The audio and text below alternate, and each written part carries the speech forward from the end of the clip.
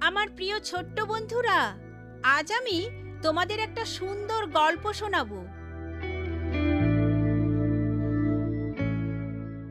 একটি নতুন তারকা। রাতের আকাশে লক্ষ কোটি তারকা নিয়ত ঝিলমিল করে জ্বলছে।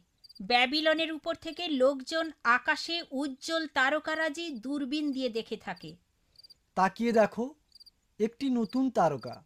এই তারকাটি ইতপূর্বে আর কখনোই দেখা যায়নি। তুমি ঠিকই বলেছ, হঠাৎ করে একটি নতুন তারকার আবির্ভাব ঘটেছে। এর অর্থ কি হতে পারে? এই পণ্ডিত ব্যক্তিরা জ্যোতির্বিদ্যায় ছিলেন পারদর্শী। তাদের প্রশ্নের জবাব পাওয়ার জন্য পাথরের ফলক ও তারকা খুঁজতে শুরু করলেন। এখানে কথিত ফলক রয়েছে, তারকা আমাদের নির্দেশ দিচ্ছে ইহুদিদের রাজার জন্ম হয়েছে। বিশেষ এক রাজা আমাদের জন্য সর্বোৎকৃষ্ট কাজ হবে। গিয়ে তাকে খুঁজে বের করা এবং তাকে সম্মান দেখানো, আনুগত্য স্বীকার করা। তিনি আমাদের রাজা।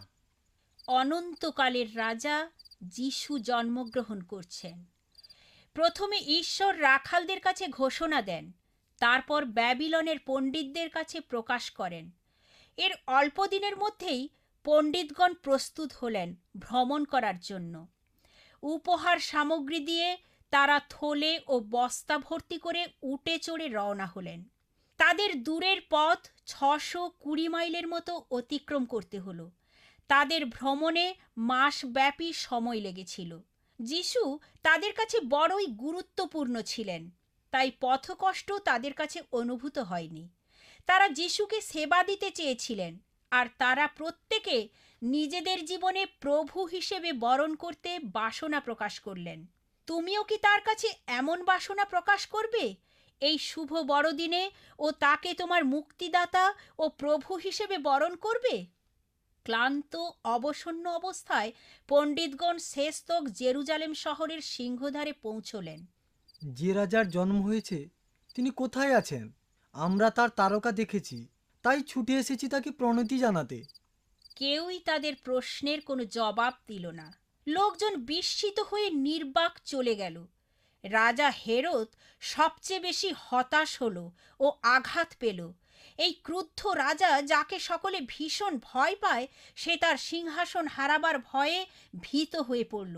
সে দ্রুত সভাসদ ডাকল তাদের সাথে পরামর্শ করার জন্য।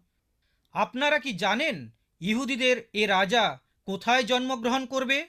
অবশ্যই আমরা জানি, আমরা ঈশ্বরের বাক্য অধ্যয়ন করেছি। উক্ত রাজা বেথলেহেম শহরে জন্মগ্রহণ করবেন।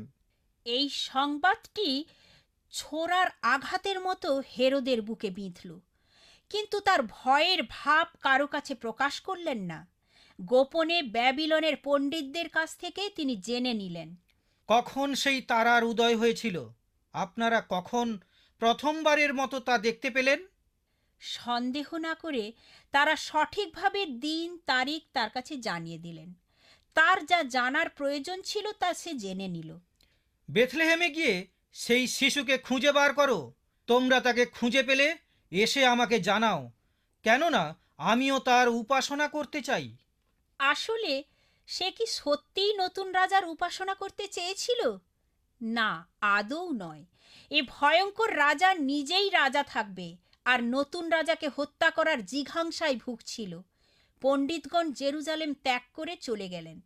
পরবর্তী নাটকে তোমরা জানতে পারবে তার পরের ঘটনাগুলো।